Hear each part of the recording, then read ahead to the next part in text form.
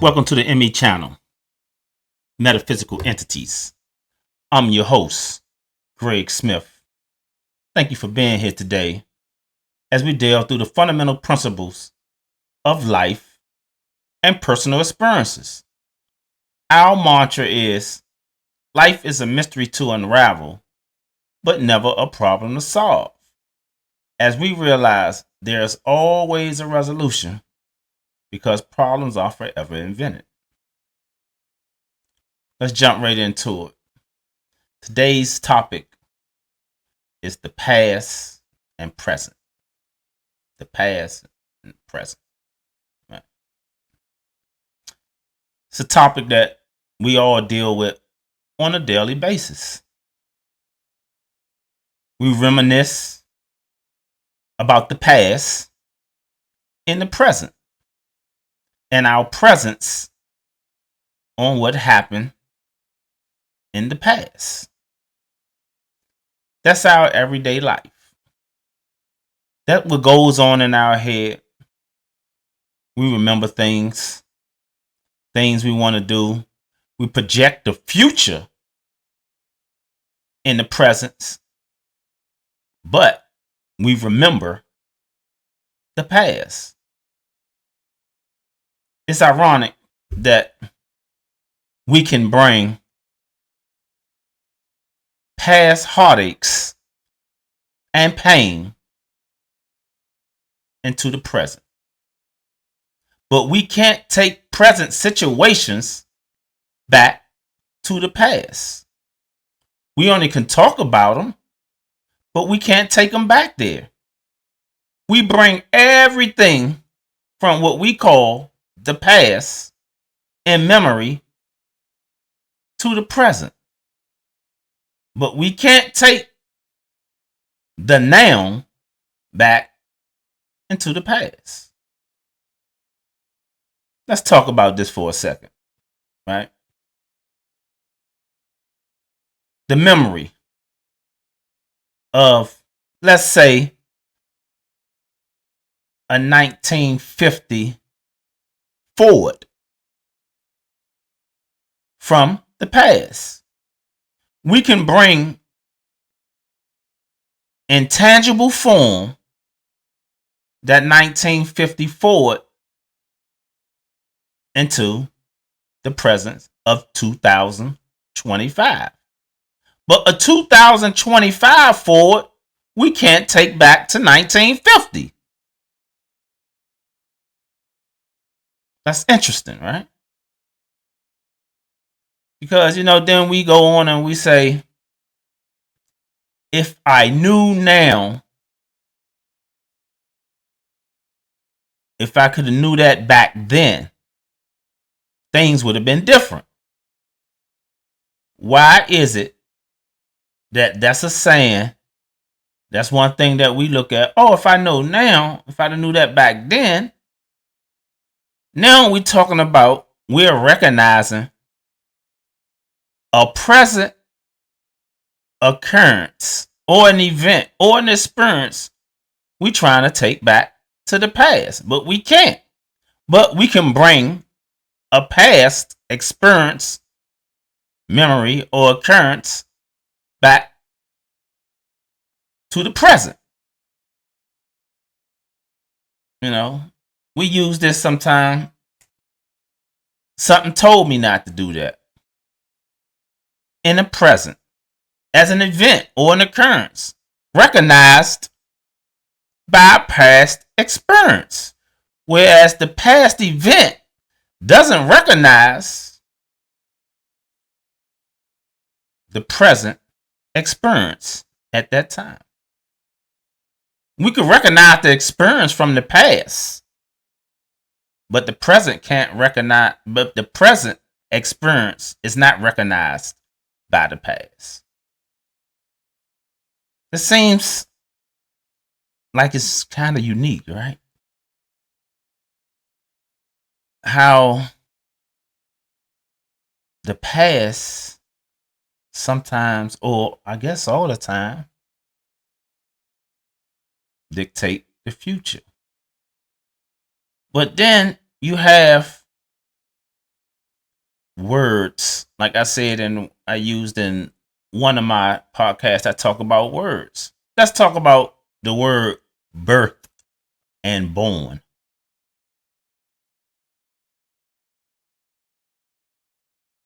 Are these the same words, birth and born? And you say, why did I say that? Because we're talking about a past and a present. In the past, you were born on the date of your birth, and they call it a birthday. You were only born one time. But every year you celebrate a birthday. So you were born on that day. Why they don't say happy born day, but they say birthday? A birth, you only was birthed one time also. But everything is a continuance. You know, just like the days of the week, we have one of those every week. On the same day, we have another Monday, another Tuesday. You know how it is. But it's just a continuance.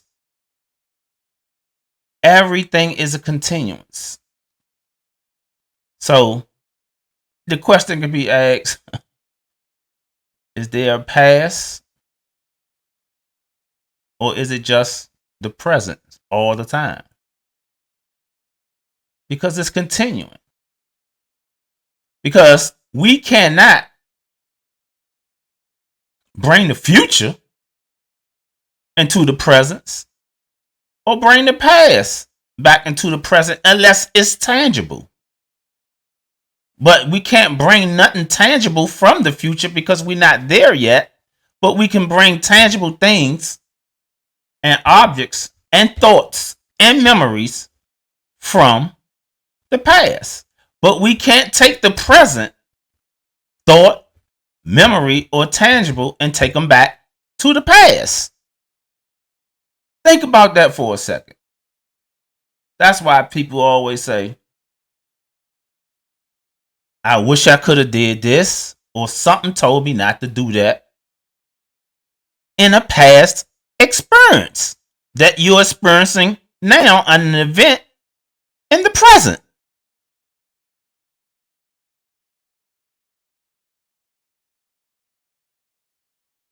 So everything is actually a continuance. So we use the word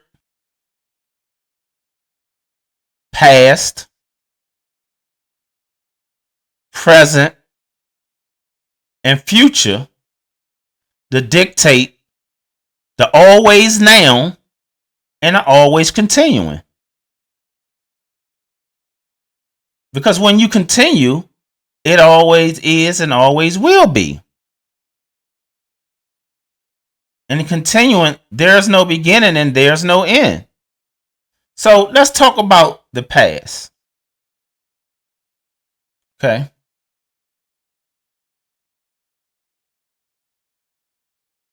Tangible beginnings has an end because it can be equated in the past, the present, and the future. And you're like, okay, what are you talking about, Greg? This podcast, this video I'm doing now, can be equated in the past after I do it because I'm doing it in the present, and it can be equated in the future. And it has an end. It has a beginning and it has an end because it can be erased, it can be dropped, deleted. But when you're talking about the continuance of things, like the earth moves around the sun and it turns every 24 hours to make a day, that's a continuance. What we call it a day. It continues to do it over and over and over and over and over again. It never stopped. So, can people say, oh, in the past, the earth started moving and started turning on its axis and going around the sun at a certain day in time? It has no beginning and has no end. No one, I mean, no one can give you an exact date, time, second, what we call months or year that it did it. They can scientifically give you an hypothesis on it or a theory, but it wouldn't be accurate. That's why I say don't consider nothing to be true by believing it. You know? So through past and present, we got a timestamp because of us controlling everything inside that's tangible. We tangible. So we say on this birthday, this is the day you was born. So that's a past event. But we celebrate it on the present every year that it get here. That same day it's here. But that day can never be duplicated. So